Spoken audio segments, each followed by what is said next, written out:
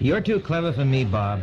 You and your father were made off the same block. That's the only way to keep your head above water in the business world, Gus. Yeah, I know. Dog eat dog, and may the bigger dog win. You know, that reminds me of the Anderson deal I pulled off. It started out when Greg Anderson was trying to... Before you get into that, Bob, how about me treating you to a second round of drinks? Well, can't say that I mind. The generous soul waxes fat. I always say the generous soul waxes fat. Remember that, Gus? Yeah, I remember that. And with some of our fat waxing around, I was wondering if you'd like to do me a favor. Drink first? Sure. Waiter. Yes, sir. Could we have 2 more of the same, please, waiter? Of course, sir. You see, Bob, my nephew Bert just got out of college. I think he's just the stuff you need over there at Blackman's. You mean you think we ought to give him a job? Well, I don't see why you shouldn't, as much business as I shove your way. What kind of experience does the kid have? He's my nephew. That ought to be enough. Well, we could put him in somewhere, in the stockroom, or... Oh, no. You ought to have something better than that lying around. Why not just give him a little position somewhere, say some minor executive, you know, something to keep him out of trouble. Well, no harm in doing a friend a favor. That's the way I feel about it. There's no harm in doing a friend a favor. After all, a friend's nephew, why, who can you help out? The issue of impartiality has raged in controversy over the face of the 20th century. National, political, racial, and religious groups have demanded equal rights before the law in governments of country after country. Protest marches, demonstrations, law cases in courts are all due to the desire for equal standing, for getting jobs, for getting ahead. That men would be treated equally under the law with no partiality for position or wealth was a Bible principle given over 3,000 years ago. This principle is still valid, as 2 businessmen will have to learn today. Mr. Blackman, this is the 4th time in a month that we haven't delivered cotton stalks on time to Weiss Industrials. Well, what happened? I don't know, sir. Somebody just forgot to have the truck sent out. How could anybody forget to send the truck out? Oh, it's the new man we've got, sir. The new man? You mean Bert Peterson, Gus Peterson's nephew? That's right, sir.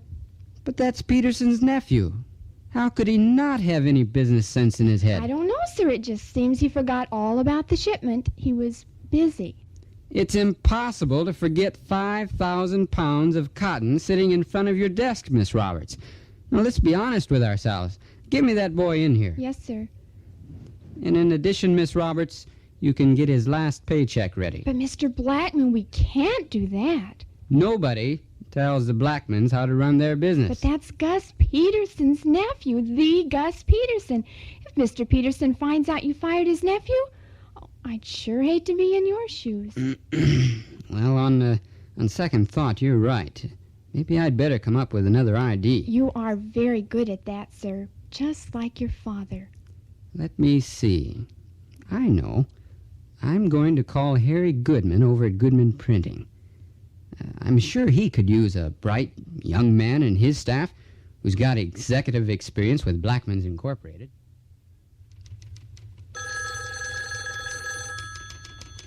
Do you want to take the phone on 57, Joe? Sure, who is it? Bob Blackman, Jr. Oh, yes, I wonder what he wants. Hello, Summers here, Bob. How are you? Haven't seen you for a while. How have you been? Oh, pretty well. Yourself? About the same, thanks. But let me get down to business. I didn't call to waste your time talking about health and weather. That's not the Blackman way. That's just not the Blackman way. All right, I understand.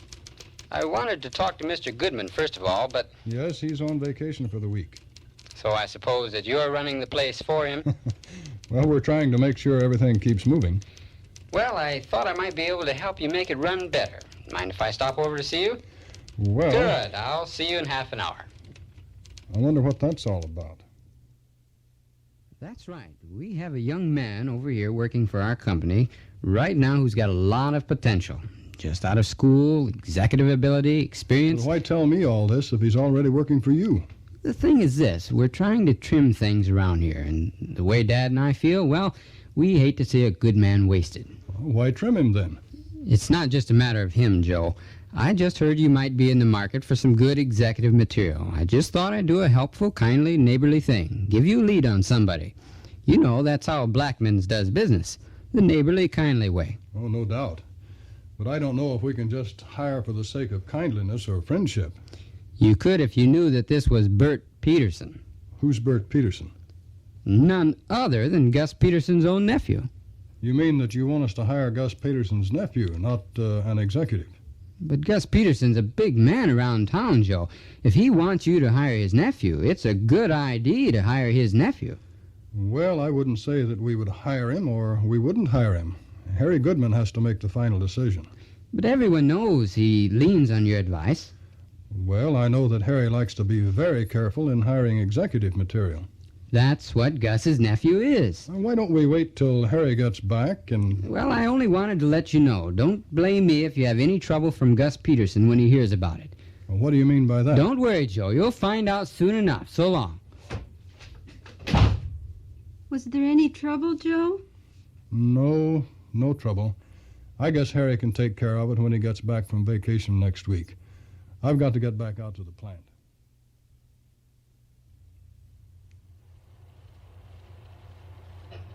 Mr. Summers, Joe Summers to the front office, please. I wonder what that's all about, anyway. No need to go out to the front office, Summers. I'm the one you're supposed to see. Well, Gus Peterson, won't you sit down? You're not going to get me to sit down in this office or anywhere else, Summers. Not till we get squared away about Bert Peterson. I don't understand. Don't tell me you don't understand. Blackman Jr. here told me the whole story. The whole story about what? About how you've been looking for a manager and how you refused to hire my nephew Bert, just because he was my nephew. Now look, Gus, in the first place... Don't try to get out of it, Joe. We know what you're up to. No sense in covering up. That's what Dad always says. No sense in covering up. Shut up, you and your father. Only trying to make the point, Mr. Peterson. Dad and I always... All right, Joe, what's going on?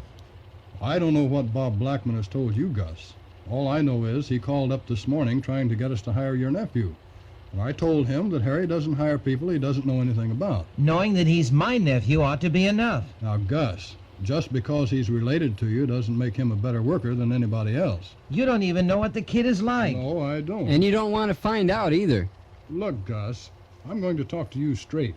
No, I'll talk to you straight, Joe. All he's doing is looking for an honest break in the world. He's worked hard for 4 years in school, and the least you can do for him is to show him the same courtesy that Blackman is. Well, why doesn't the boy come here and ask for a job interview like anyone else? We'd try to give him a fair, impartial treatment. Why should he have to? In this town, the name Peterson ought to be good enough to hire him. You know, Gus, you don't hire people just because they've got a certain name, or their blood flows a certain way, or their genes resemble somebody else's genes. You hire a man because he's qualified and because it's going to be in the best interests of your business. Well, isn't that what we're offering you? I don't think so. Now, there's a principle in law about that. Yeah, I know there's all kinds of laws about hiring people. Yes, but this is for me the highest kind of law, because it has to do with a law that God gave, not about hiring people, but treating all men with impartiality. Don't pull God into this arrangement. It only makes it messy. All right, Joe, let's hear your law. Now, you're a very wealthy man, Gus. You own a lot of property, and you have anywhere from 1,500 to 2,000 people working for you. That's right, and I worked for every last penny of it. Now, I'm not arguing that. All I'm saying is I believe in what's just. Now, that was exactly what God told his own people when he was giving them a law centuries ago. It was in the Bible, in Leviticus chapter 19 and verse 15. That's not law. That's Bible. Well, perhaps I should have referred to it as statutes instead of chapters and verses. Let him talk, Blackman. You got us into this. It said, you must not treat the lowly with partiality, and you must not prefer the person of a great one. With justice, you should judge your associate. Now, Gus, you're a very wealthy man. Your nephew carries your name and what it stands for. But should I give him preferential treatment only for that? It's just a favor. Now, suppose I asked you to hire my son, just as a favor, or anybody else for that matter. I'd probably do it. And make him an executive to run some part of your business for you? Well, I'd have to see how the kid worked out first. You know, you just can't hire him blindly like that, Joe. I mean, it's your son and all, but... Well, wasn't your nephew working for Blackman's first? That's right, but as I explained to you, Joe, the boy shows a kind of ability that could go into heavier industries, like printing with Goodman's, for example. After all, we deal mainly in straight consumer products at Blackman's. Not the kind of things that would really be for this boy. You see? You hear it right in your own ears. He's qualified. Well, that's not the point at all, Gus. Qualification or no qualification, the Scripture said that you do not treat the lowly one with partiality or prefer the person of a great one. You deal in justice. If he is qualified, nephew or no nephew, then perhaps if there was a place in our organization, we could hire him. If he weren't qualified, then we don't hire him. It's a principle that the Bible gives of impartiality in all our dealings with people. Now let me just ask you another question, Gus. If your nephew is so qualified, why don't you hire him yourself? Look, I only asked a favor. That is a point, Mr. Peterson. Why don't you hire him? Well, I don't want him to get ahead because of me. If he's working in my company, you know, people will probably give him preferential treatment, saying he's Mr. Peterson's nephew. Now, isn't that the same thing you're asking for here?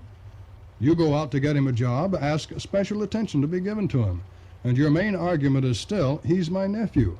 Now, if you wouldn't do it in your own company, why would you want Goodman Printing to do it? I can see we're getting nowhere here, Mr. Peterson.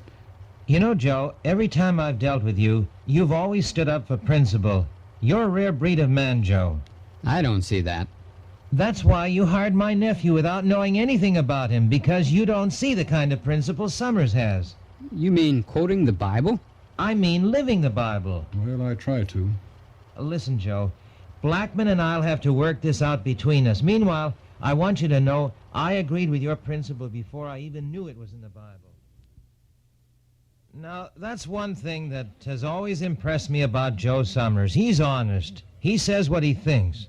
Well, honesty is the best policy, Mr. Peterson. Honesty is the best policy. Be real, Blackman.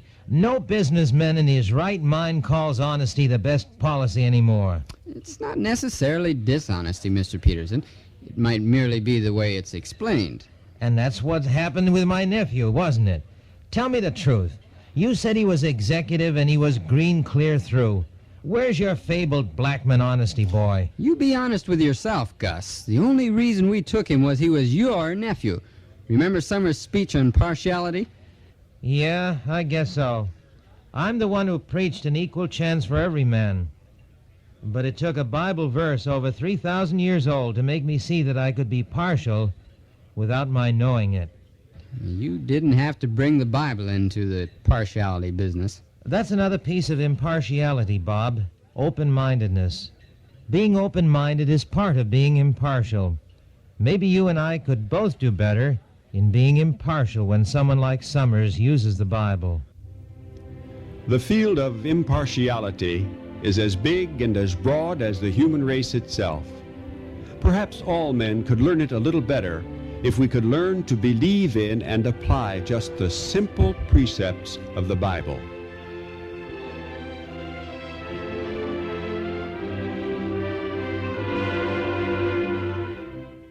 The program, All Scripture is Beneficial, is produced by the Watchtower Society and presented by Jehovah's Witnesses.